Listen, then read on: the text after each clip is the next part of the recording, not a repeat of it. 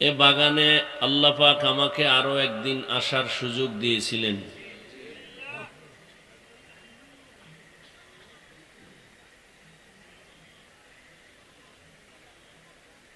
এ বাগানের যেদিন আসছিলাম সেদিন তো বাগানের মালিক বসেছিলেন।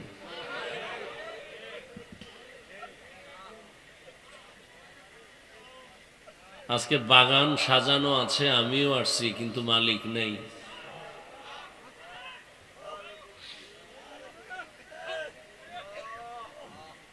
আল্লাহ পাক তার এই মেহনত, খেদমাত কিয়ামত পর্যন্ত হকের উপরে কায়েম রাখেন এবং তার এই মেহনতের ফসল, ফলাফল, বারাকা আল্লাহ পাক তাকে দান করেন এবং জান্নাতের উঁচু মাকাম বানায় দেন। তার রুহানি ফায়েজ ও বারাকাত আল্লাহ পাক এই পুরা আশিকিন জাকিরিনদের মাঝে দিয়ে মালামাল করে দেন। যারা এখন এই বাগানের জিম্মাদারি পালন করতেছেন, আমানতের সাথে, ইখলাসের সাথে, আল্লাহ পাক তাদেরকে এই জিম্মাদারি পালনের তৌফিক দান করেন।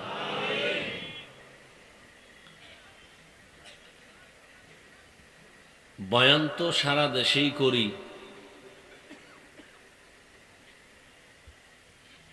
বক্তা হিসেবে। সব স্টেজ বক্তা হিসেবে বয়ান করার স্টেজ না। জমিন সবই আল্লাহর বানানো, কিছু জায়গা আছে একটু দামি। মানুষ সবই আল্লাহ বানিয়েছেন, কিছু মানুষ আছে আলাদা দামি। দিন রাত আল্লাহ দিয়েছেন, এর মধ্যে কিছু দিন আছে দামি, কিছু রাত আছে দামি।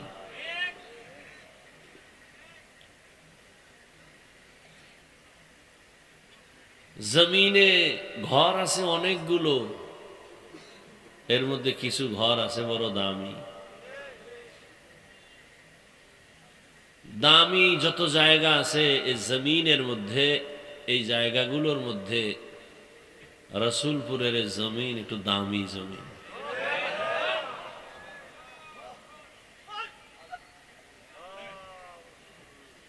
মানুষের মধ্যে যারা দামি আছেন এর মধ্যেও রসুলপুরি রহমতুল্লাহ আলাইহি একজন দামি মানুষ ছিলেন। আর তিনি দামি হলেন কিভাবে?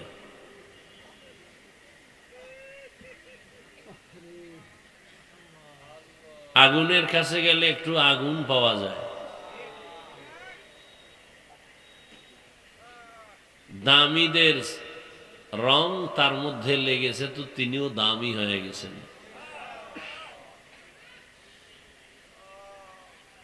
আল্লাহ পাক এই মাহফিল পুরা অঞ্চলের জন্য হেদায়াতের জরিয়া বানায় দেন।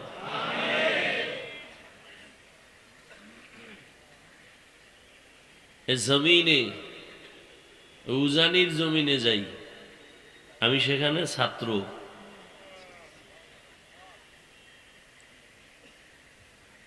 ওখানে মানুষের হালাত কঠিন, বুঝানোরও কায়দা নাই, বুঝারও মানুষ নেই, বিরোধিতা করার মানুষ আছে। হ্যাঁ, বড় কঠিন জিনিস। বুঝানোরও মানুষ নাই, বুঝারও মানুষ নেই। কিসের মানুষ আছে? বিরোধিতা করার মানুষ আছে। চরমনায়ের জমিনে যাই, ভিন্ন হালাত। এই জায়গাগুলো মানুষ গড়ার জায়গা। কথা, আমরা কি মানুষ না? সবাই মানুষ,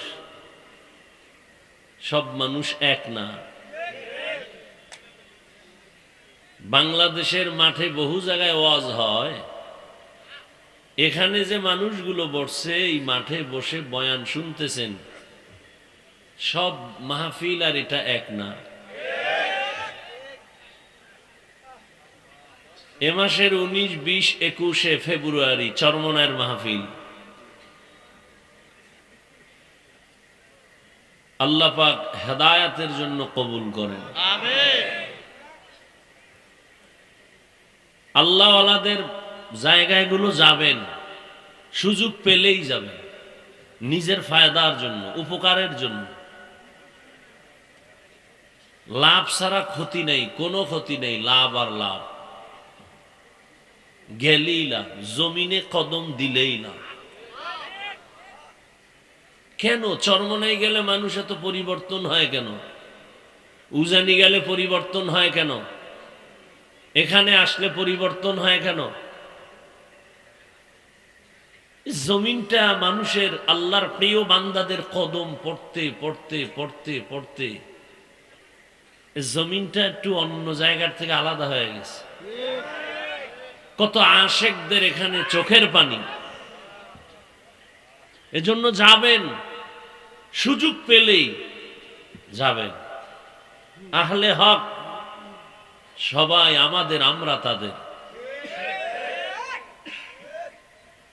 উজানি সুযোগ পেলে যাবেন, গেলে নিজের লাভ।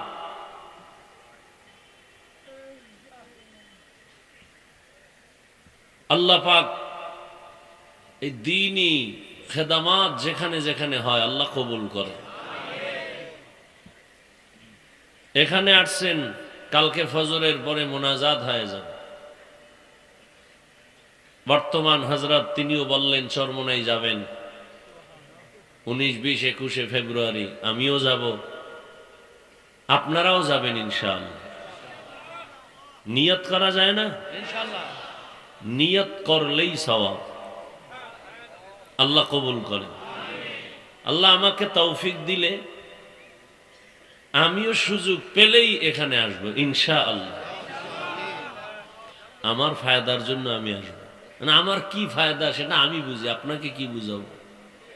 যে বগুড়ার দই খায় না তারে কেমনে বুঝাই ওই দই বড় মজা? যে কুমিল্লার রসমালাই খায় না সে কেমনে বুঝবে ওই রসমালাই খুব মজা? হ্যাঁ,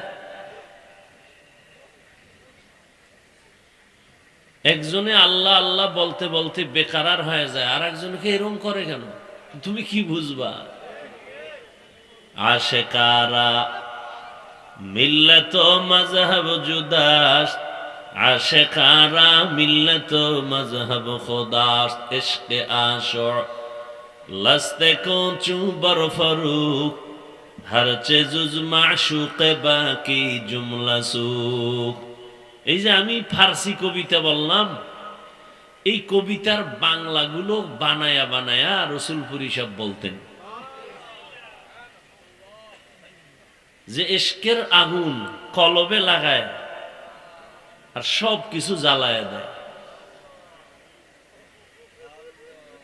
হৃদয় থেকে বলতেন, এই জন্য মানুষের কলিজায় গিয়া ধাক্কা মারত। বয়ান তো সবাই করে, সব বয়ানে তো কান্না আসে না। বিষয় কি?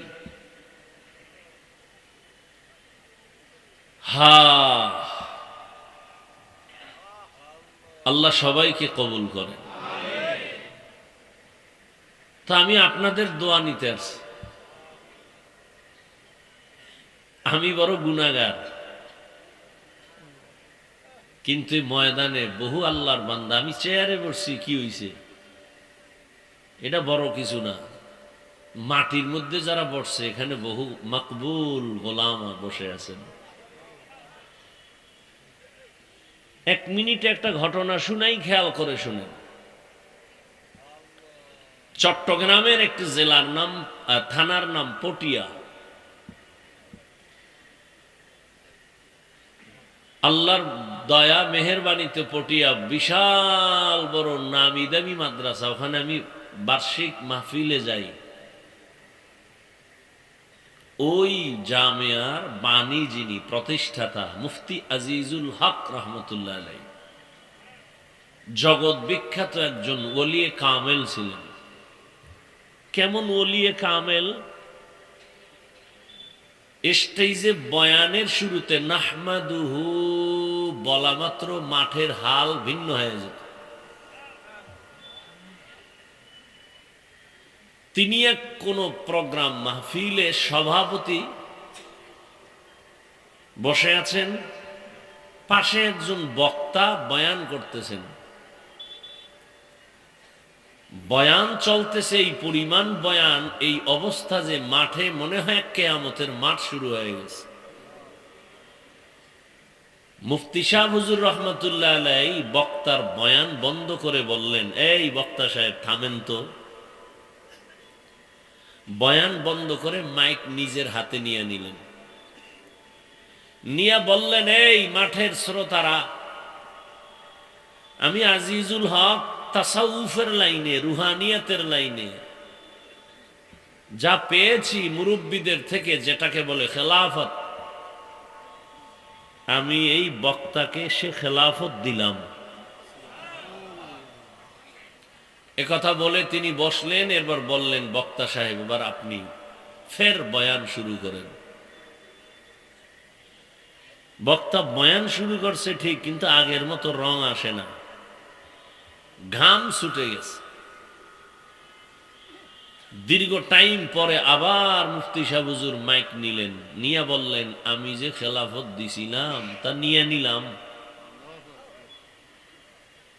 তিনি বলতেছেন, আপনারা প্রশ্ন করবেন খেলাফত দিলাম কেন, দিলে আবার নিলাম কেন? দিছিলাম এই জন্য যে তা রুহানি পাওয়ার, কলবের হালাতের দিকে নজর করে। পরে আমি ভাবলাম, যেই বয়ানের মধ্যে রুহানিয়াত, এটা তার নিজস্ব পাওয়ার না। ময়দানে কোনো আল্লাহর আশেক বসে আছে, তার কলবের ফোকাস লাগছে তার কলবে।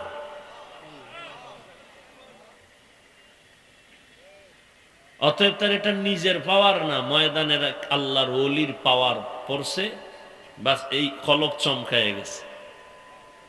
আমার মনে আছে, বেয়াদবি ক্ষমা চাই, ছোটবেলা আমাদের দেশে টকি দেখতাম, টকি। এটা এখন অনেক নামও জানে না, নাই তো, শেষ হয়ে গেছে। টকি মানে আমাদের খালের পার বাড়ি কুয়াকাটায়, 100 হাত দূরে একটা স্টানের মধ্যে সাদা কাপড় লাগাইতো, আর এখানে একটা মেশিন বসাইতো। মেশিন বসাইয়ে এখান থেকে লাইট মারতো ওই সাদা কাপড়ের উপরে, আর ওই কাপড়ের মধ্যে ছবি দেখাইতো দেশ কেমনে স্বাধীন হয়েছে। সবাই তাকায় আছে কাপড়ের দিকে, বুঝতো না ওখানে মানুষ কথা বলতেছে, লাফাইতেছে, স্লোগান দিতেছে স্বাধীন বইলা। বাতি যখন নিবাইছে, গিয়া দেখলাম ওখানে কি, এটা শুধু কাপড়, সাদা কাপড়। তাহলে এখানে মানুষ কই যে লাফাইলো এরা?